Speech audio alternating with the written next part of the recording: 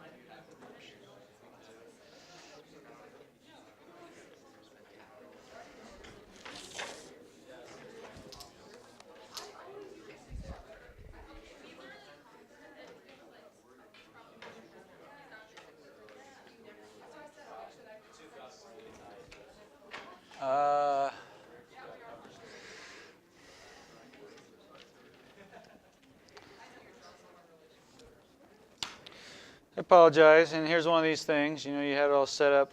I am not entering presenter view, but it's showing presenter view on my screen, which it's not supposed to. Anybody know off the top of their head how to not do that? Because otherwise, the video sees the answers. You guys don't. There's presenter view. I don't want that. There's normal view. And it's working. It's only when I'm connected to the projector it's not working. So when it senses that I'm connected to a projector, even though I say don't do presenter view, it still is. That stinks. Because you guys can't see what you need to see. This is stupid. Fine. All right, there's the channel and the ID number. I'll wait till you get that, and then I have to enter it because it's not overlaying like it used to, and I'll work on that.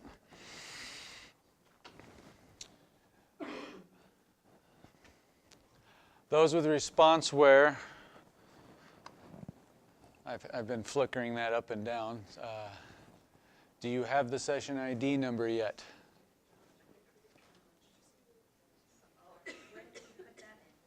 If you're doing responseware, mobile device. If you got an actual clicker, it's just channel 41 like it always has been. I'm not hearing anything from the peanut gallery, so okay.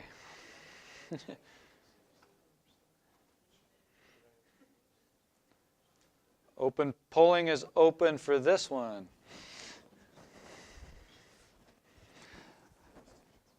A little review. We've talked a couple times about frequency and period. So here's an example.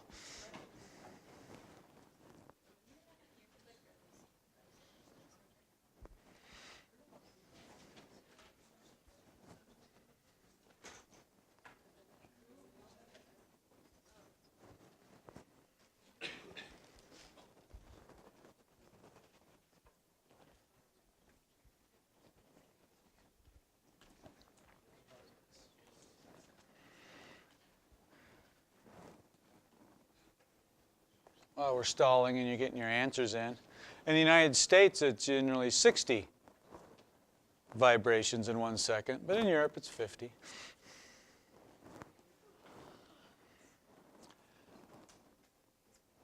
All right, 10, 9, get your votes in, 8, 7, 6, 5, 4, 3, 2, 1.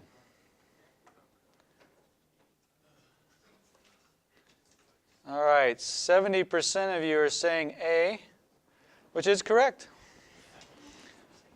The frequency is the rate at which it vibrates. If it's vibrating 50 times every second, then the frequency is 50 hertz. The frequency is inversely proportional to the period. The period is how long it takes to just do one cycle. So if it can do 50 in 1 second, 1/50th, just one cycle, will be a 50th of a second. They're inversely proportional. Questions? Yes? What's the session ID? Yeah, there's a, I apologize, it's normally displays and the projector's not. So it's a 474825. You know what?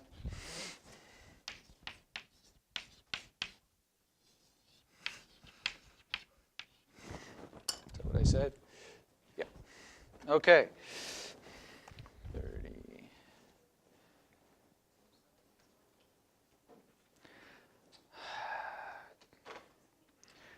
Except it looks different on my end too. Well, we'll just do it this way. Get to that one. Okay, polling's open for this one. When does wave interference occur?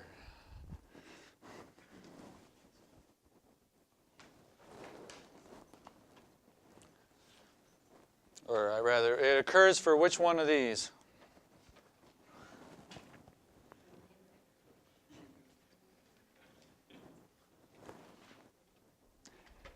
Interference is that superposition where the waves can be at the same place at the same time. And they can add or cancel. What does that work for?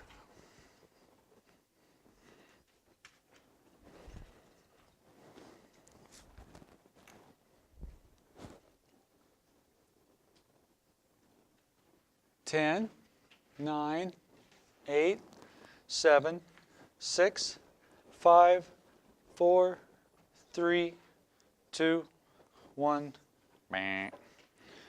All right, overwhelming 85% on D. Very good. Good. I really wanted to emphasize that. Pretty much everything we talk about works for all types of waves. There'll be one little difference, and it'll be at near the end of this whole unit. And I'll point that out for sure. But yeah, wave interference works for any type of wave. One more. Polling is now open.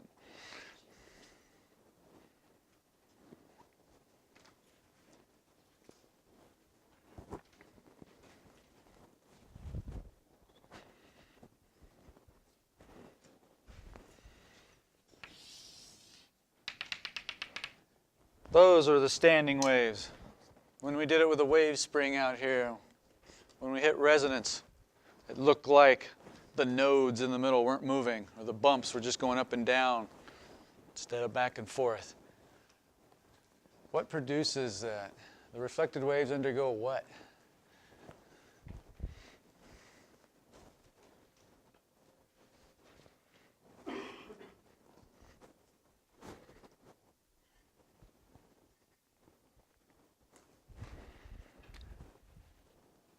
Well, looks like most of you have responded. 10, 9, 8, 7, 6, 5, 4, 3, 2, 1. 2/3 of you are saying it's interference. That is correct. The waves are traveling one way. They reflect off the end and bounce back. It's as they pass through each other. Superposition again, what could have been another answer, but they interfere. For a standing wave, is it constructive interference or destructive interference? Constructive, because we still see it. They add together. If it was destructive, it'd be flat. They'd be canceling out. All right. Good job. You can put your clickers away.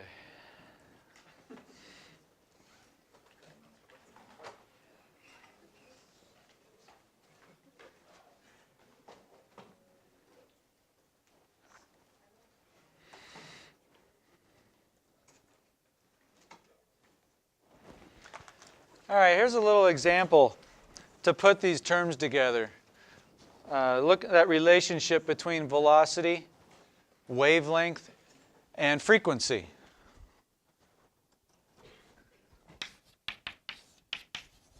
I know it's in the dark, but there's the relationship that velocity is distance divided by time.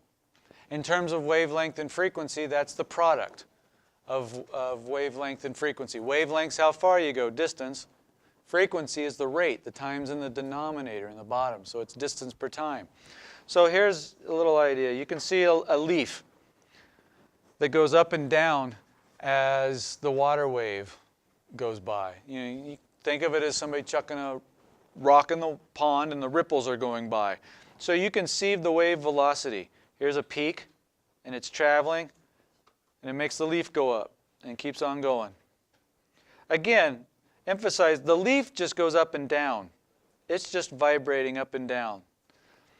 The water is a wave. It's traveling in time and space. So you can see some values. It's 0.16 hertz, 2.5 meters of a wavelength, and the velocity is 0.4 meters per second. Let's pause it so you can visualize the wavelength. It's from crest to crest. That's where it repeats. The water went up, back down, and back up. Completed one cycle.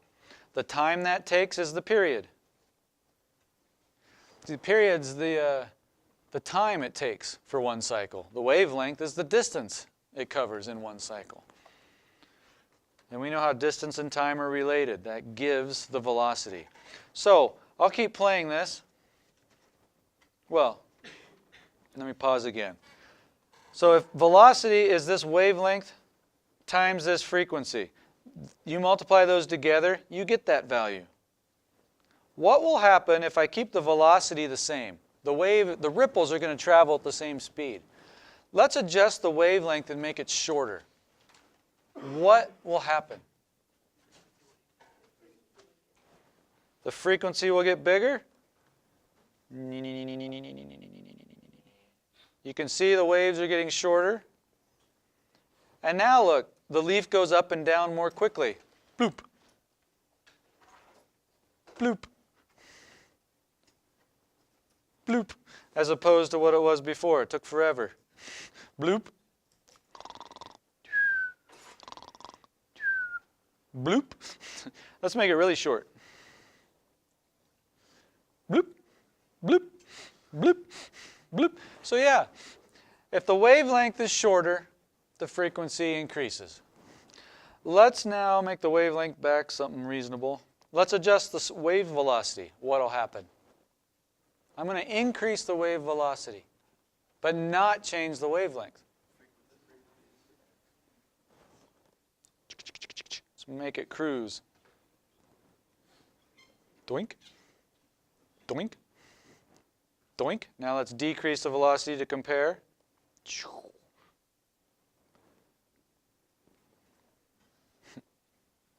Bloop.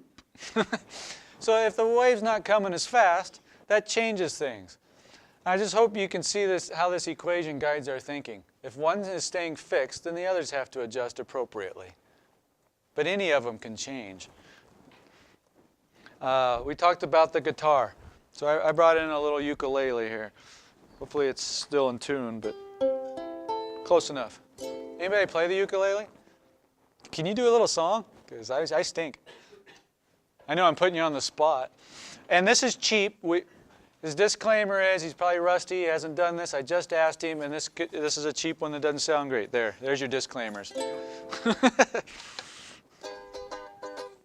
Oh, that's much better than me.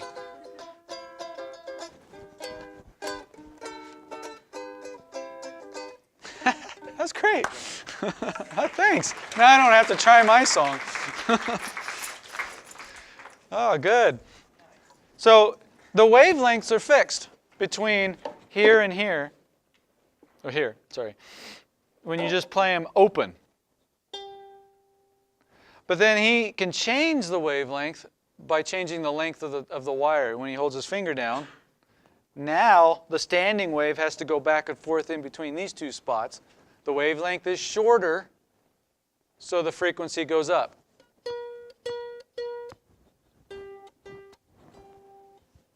You can just keep getting shorter.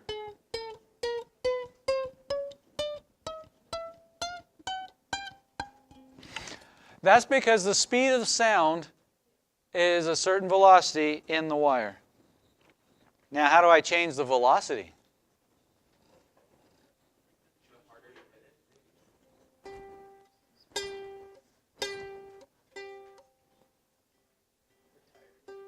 That just would change the amplitude, but it sounds the same pitch, the same frequency. So it's not always how hard you hit it. What was that? Make the string thinner. That would work.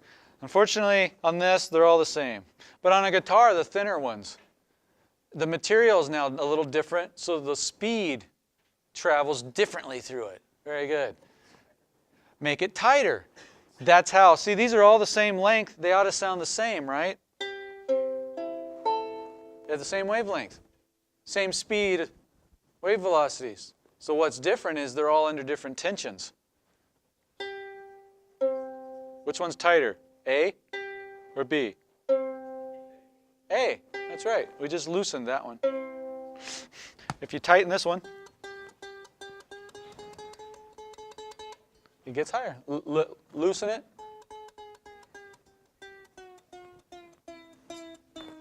You get the idea. So you have in your homework problems a lot more equations, problems where you compute something, but it's all from this relationship, a lot of them. Just think back to our motion. Velocity is distance over time. It's how the position is changing. We're just doing it with a wave now. So if it's going yay fast, you know how far it'll go in a certain amount of time.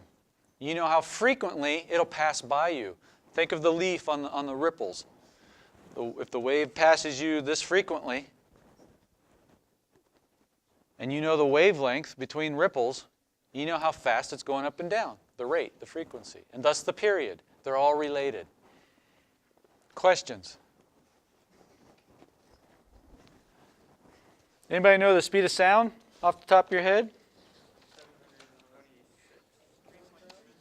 726 what?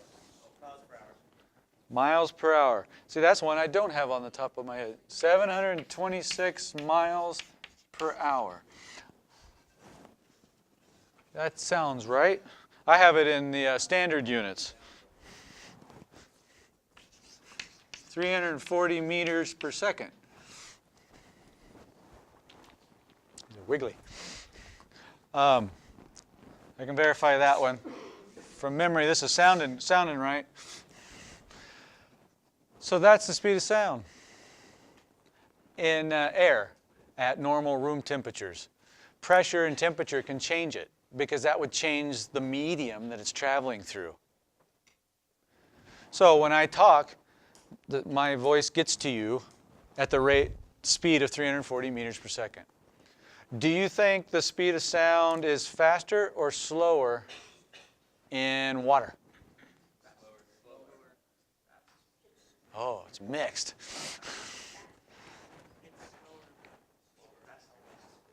You guys aren't sure.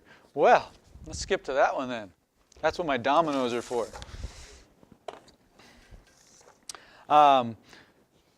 The book talks about elastic substances. A lot of people think things are only elastic if they stretch. You know, like a rubber band or a cord or... I didn't bring a rubber band in here.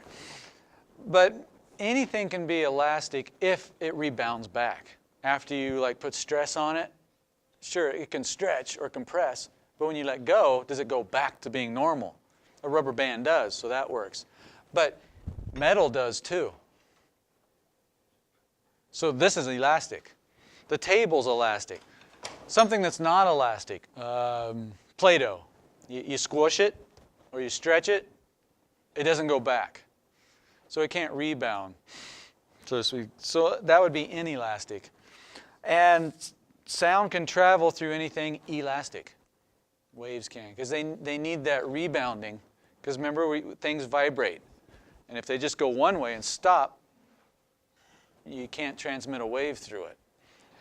So these dominoes, I got two set up. They're the same length, so we can gauge the time it takes for the wave to travel through here, to gauge wave velocity through dominoes.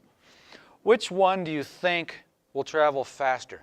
The ones that are closer together or the ones that are farther apart? Who thinks closer together? Farther apart? You guys slightly have more. Why do you think the farther apart? Just because there's less to hit over. Less to hit over. Give me more. Somebody else that thinks it's the farther apart. What's your gut telling you? It's okay. I don't expect you to know yet. There's more distance involved? In between each one, there's more distance. Yes. Why would that make it go faster? Less resistance. Okay. All right. Somebody that thinks the closer ones together will go faster. What are you thinking?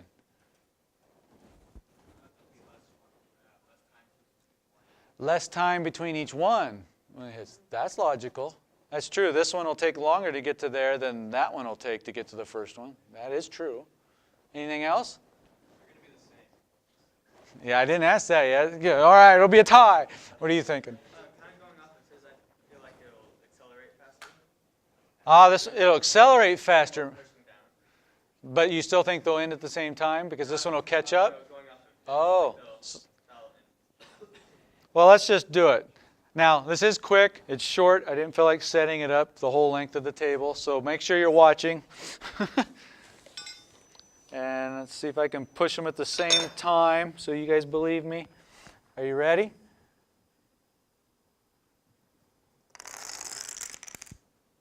Who won?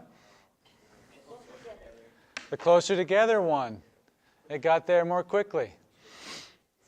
If you didn't catch it, well, there you go. Instant replay once we get that up and loaded. So the idea here, the way I remember this is interactions is the key. This one had more interactions because there were more of them. You guys were on the right idea that this one can run into its neighbor more quickly, sooner than this one could. And so that interaction can get passed more quickly. So the speed of sound actually travels faster in general in things that have more interactions. Example, gas, air, versus a liquid, water. The molecules are closer together. It's more dense. What that means is they're like this. The interactions can happen more quickly in water than in gas. So where is the speed of sound faster? Water. Yeah, you can make a sound underwater and it'll actually travel to the other side of the pool more quickly than if you pop your head out and yell it. I mean, for a pool, the speed of sound is pretty quick. You probably won't notice the difference. But if you had something sensitive enough to detect it, yeah, it'll travel faster in the water because it's bumping into its neighbors more quickly because they're more closely packed together. Yes? Is that also the reason why it's like muffled too when you speak underwater?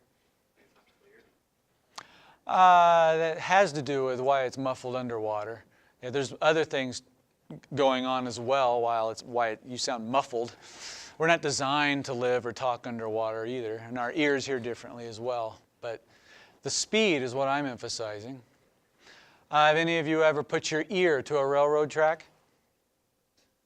Have you heard that or seen it in the movies? They're listening. What are they trying to do? They're trying to hear the train. Can that work? Yeah. The train's coming. It'll make vibrations through the wheels, through the metal rail. And it can travel much more quickly in a solid than it can in a liquid or the gas of the air. So you'll hear it coming more quickly. It actually transmits better through the metal as well. So you can hear a train coming like that. Just be careful. You're paying attention and you see the train come. But it can work. It's the interactions are the key. Remember that, because that'll work when we get to light also. Interactions are the key. So, if I cool air down, it'll go more slowly. Explain that one. The molecules are moving more slowly. So like here's 340 at room temperature. They're moving around like this. If you get them down to freezing, what do? Yes, thank you for saying slow down. They don't stop. Nothing ever stops, but they move more slowly. Yes? Is that why, like in a blizzard, when you yell, you can't really hear if you're too far away?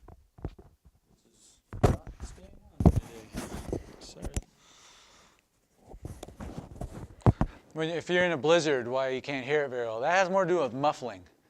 The sound goes out and gets absorbed by the snow. It doesn't travel as far. That's why it sounds peaceful when you're going on a walk. It just sounds being muffled. However, because it's colder, the air is colder, the speed of sound is slower. It's not enough for us to really notice, though, right? No, it's not enough for us to notice just in a cold air, whatever. But we can measure it. At 0 degrees Celsius, it's 330 meters per second. And that's 10 meters per second. We can all detect that. And at room temperature, it's 340 meters per second. And that's right. It's how fast they're moving. If you're moving faster because you're hotter, you're going to bump into your neighbor more quickly. So there'll be more interactions. It's like they're spaced close together in a sense, but it's more because this one can hit its neighbor sooner than if you're moving slowly. Yes?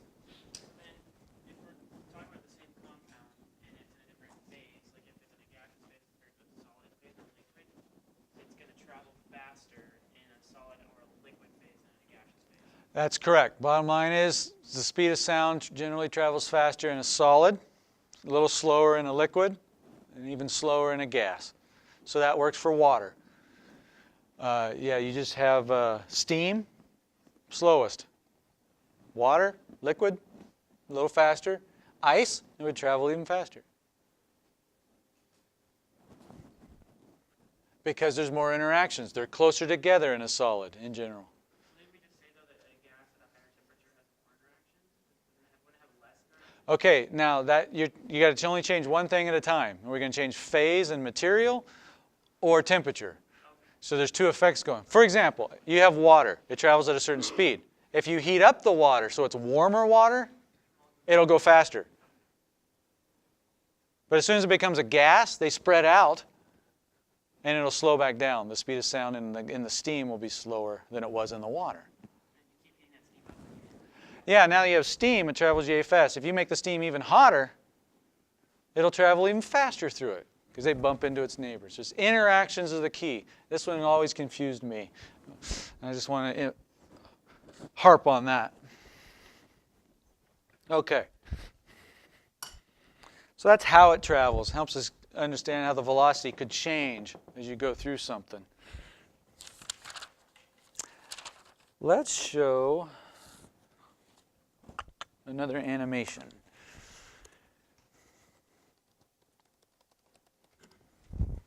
Help you visualize and get this, increase your confidence here, what's going on. Okay, this one is a transverse wave, correct? Why is it transverse?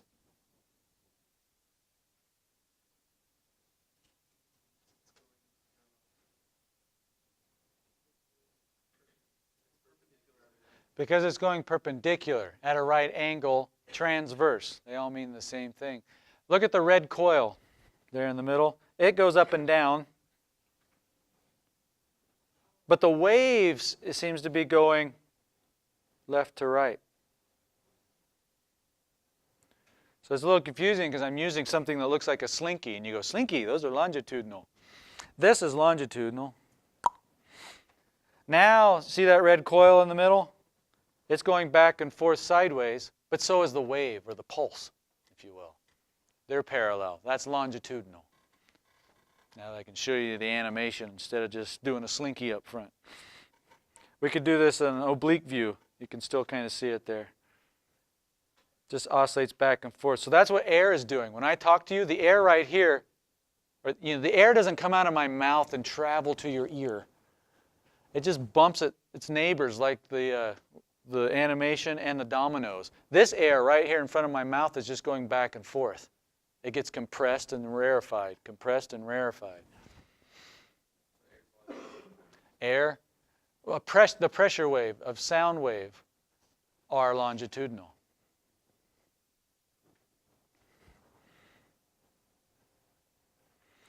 All right, let's look at that interference a little closer.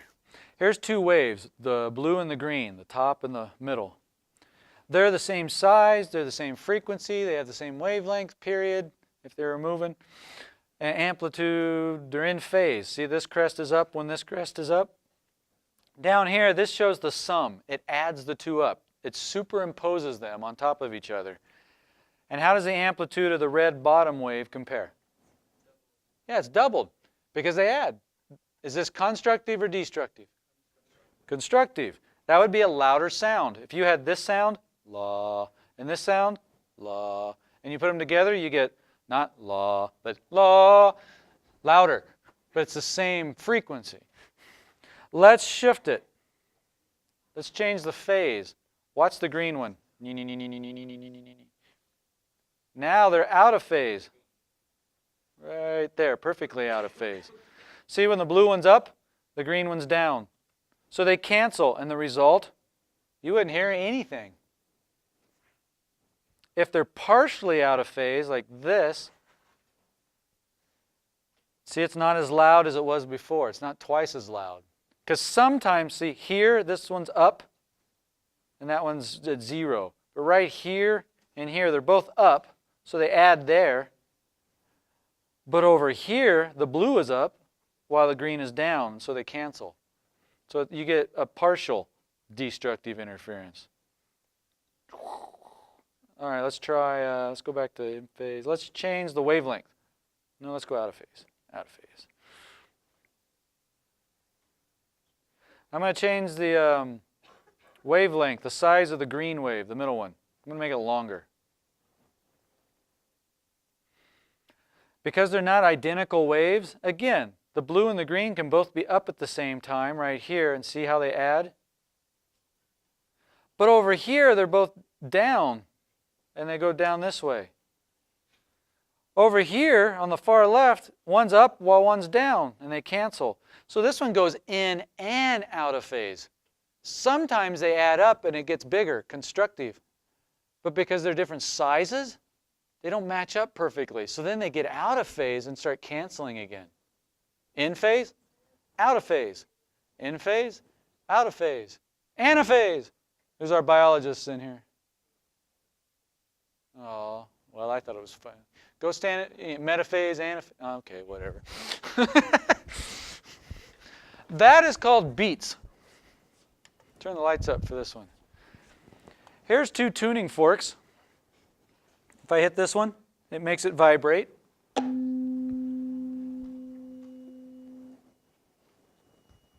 Oh, I hear a high pitch. Somebody's cleaning out in the hallway. It makes the box vibrate, which is touching, makes the air inside vibrate, and it comes out so you can hear it. This one can do the same thing. Ooh, you hear that? It comes out. These are the same frequency. So if I hit this one at the same time, they add, it sounds a little louder. Now I'm going to make this one a slightly different wavelength.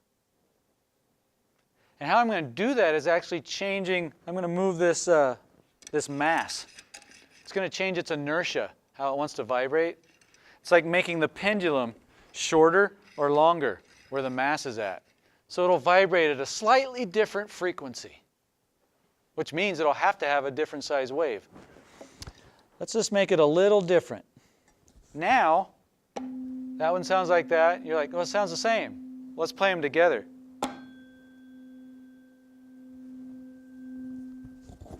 Can you hear that difference? It's that wah, wah. Yes? If you're tuning like a guitar or something, you can tell if it's not in tune if there's like, if it's doing that, there's no way. Exactly. This is called a beat frequency. Beat frequency. I generally go in the order of the chapters. This is at the end of chapter 20, but that's all right. Beat frequency. Because it's all related. That's when it goes in and out of phase. In and out of phase. Between constructive and destructive interference. You can tune a guitar that way. If you know it's supposed to sound like this, but it sounds like this, you hear in and out. So Let's make it farther out. I'm going to adjust it even more. It's a bigger difference in wavelength and frequency.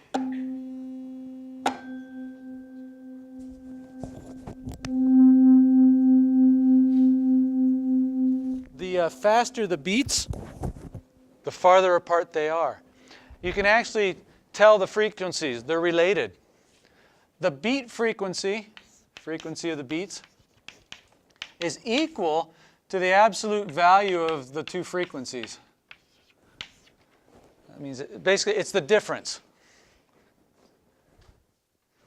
And it's going to be in somebody's way no matter where I put it. But so, for example, if this one's at 100 hertz and this one's at 105 hertz, what's the beat frequency? 5 hertz. It's the difference. You'll hear the wah-wah go at 5 times a second. Wah, or wah, wah, wah, wah, wah, wah, wah, wah, wah, wah. You get the idea. So the beat frequency is just the difference. It's the magnitude of the difference. So yeah, if I can get it back to where it was at. Ooh, that sounded good.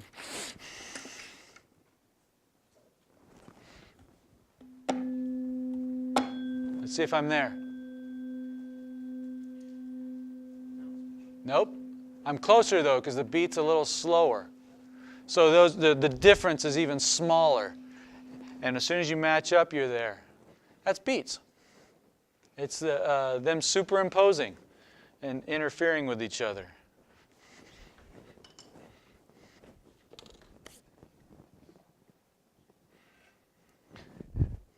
I tried to show this on the overhead projector with some transparencies. Here's a little animation I can show you now with the computer back. Here's 2 speakers, 1 and 2. And you sit right here. Watch the waves come at you. You got the green and the purple waves. See, they're adding up right there, constructive. Boom, you hear it. Down, up, down, up, down, up. They're in phase when they reach you. You can see the sinusoidal wave at the bottom. Until the sound got to you, you didn't hear anything because it takes time to get to you. But then, boom, they added together and you get a nice loud sound. The amplitude's big here. Now, what do you think would happen if you're over here where my cursor's at? It'd take longer to get to you. And how are they matched up when they cross the cursor? They're still matched up. They're still in phase there. Let's try it. There-ish. So they're not to you yet. Looks like the green one's going to hit us first. You can watch the wave at the bottom. Boom. But it's not as big. But now they're together. And just like it was before, they're in phase at that spot. Constructive interference. Let's try halfway in between. Roughly. Here they come. Green's going to get to you first, so you'll hear something. But then look at that. One hits you. One's up while the other's down. Then the other one's up while the first one's down. They're destructively interfering. Look what happened to the amplitude. The sound would not be near as loud as it was. So yeah, go ahead. What are you hearing when the wave's negative? When the sound is negative, the air, it's whether it's compressing or spreading out. It's just like if the slinky is going up or down. It's compressing and spreading out. It's still vibrating, so you still hear sound. Remember that red sine wave at the bottom is representing its motion as it shifts. Or remember our pendulum that just swings one way, then the other. One way, then the other. Our mass on a spring. Below the equilibrium, above the equilibrium. So don't think of it as disappearing or something. There's no such thing as negative sound. Does that help with interference? Hope so. Let's interfere with Doppler again. We ended with that last time.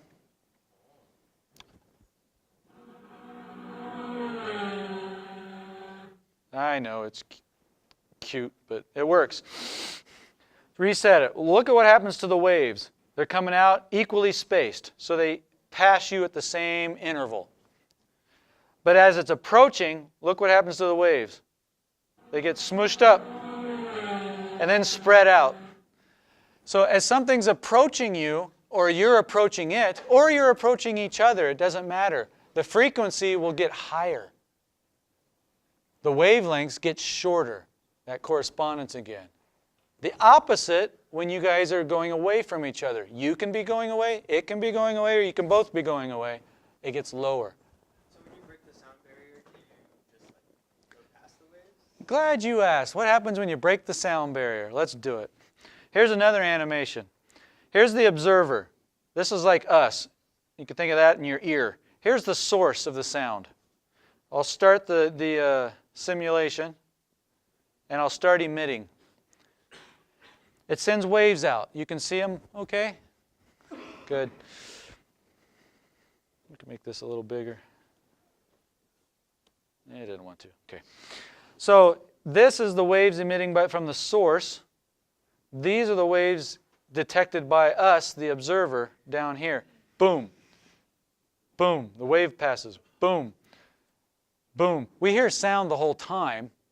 It's just the peak is up when I say boom. So you can get an idea of the frequency. Now, see how they match? You hear the same thing. If the source is moving, you hear something different. Let's approach. Look what happens to the wave fronts. They get closer together. And as they pass you, boom, boom, boom, boom, boom, boom. Now it's passing you, boom, and they're farther apart. Boom, boom, boom. And you can see that here is where it was approaching you, and the frequency increased. And there is where it was going away from you, and they spread apart. All right, I'm boring some of you. Let's go faster. That one you got, stationary source. Here, if you're moving less than the speed of sound. The object is moving with less speed than the waves themselves. That's what we've just seen. What if you're going the same speed? It looks like this. Does that one get bigger? Yes. Now look, every time you emit a new wave front, you're in a new position. But you're keeping up with the wave. You're staying at the same speed as it. That means you're going, if you're on a plane, the plane is now going as fast as sound itself. And the wave fronts bunch up right there. It's called a bow wave. It's the same in water. How many of you like to ski? You see the ripples? You can visualize the ripples just like this in the water. If you're going the same speed as the waves themselves, you'll see something like that. Yes? Is that why, like, when airplanes flying supersonic speed, like, over you, you hear a bit like boom? Because That is right. all the waves all at once. You would hear the boom. It's called a sonic boom. So this wave front, they're just superimposing all on top of each other. They're all in phase, constructively interfere, all of them. So they add up, and it's really loud. So this bow wave, let's see, if I'm the cursor, let's put the cursor right here. Now I don't hear anything, nothing, boom! If I'm right here, nothing, boom! And now I continue to hear the sound. So I can't hear the plane at this point. Now I can. I see the plane, don't hear it. See the plane, hear. Now I hear it. What do you think the pilot hears?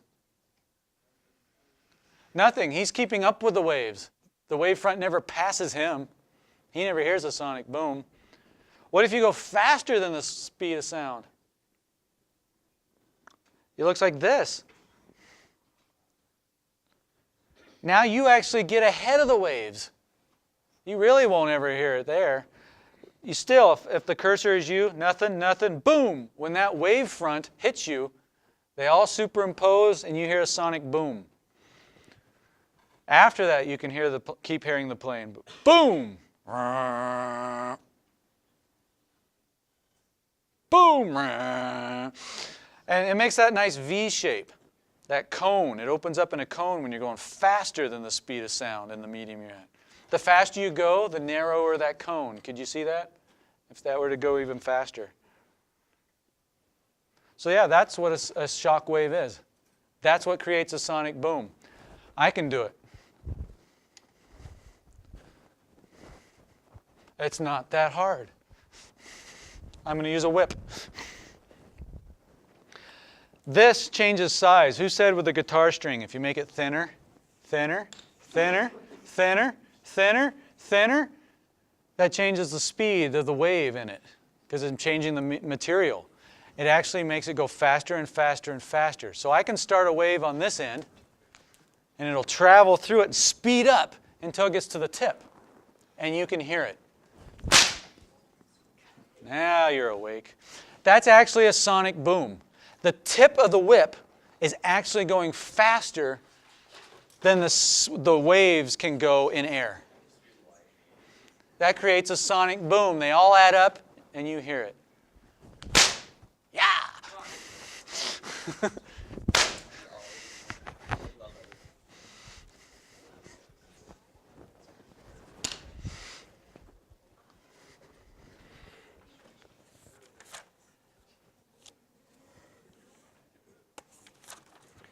Let's end with range of hearing. We'll call it good.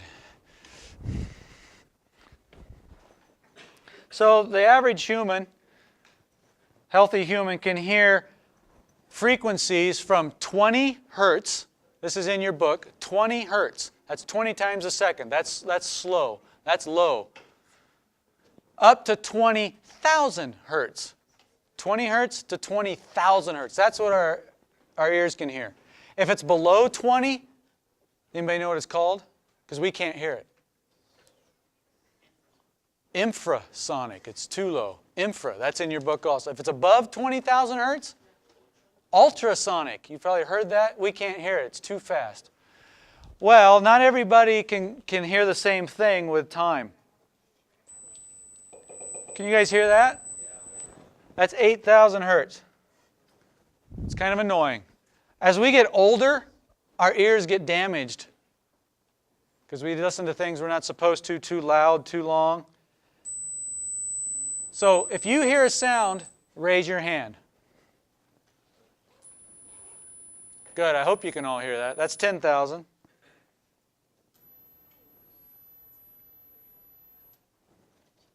Okay, now it's going to get fun. I'm not going to let you see if I'm hitting play or not.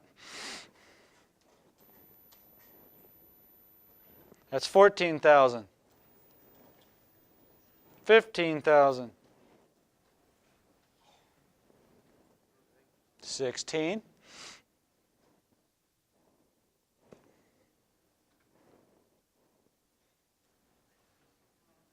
See, I'm out. I lost that one. That's 17,000 hertz. I can't tell that. I'll do it again.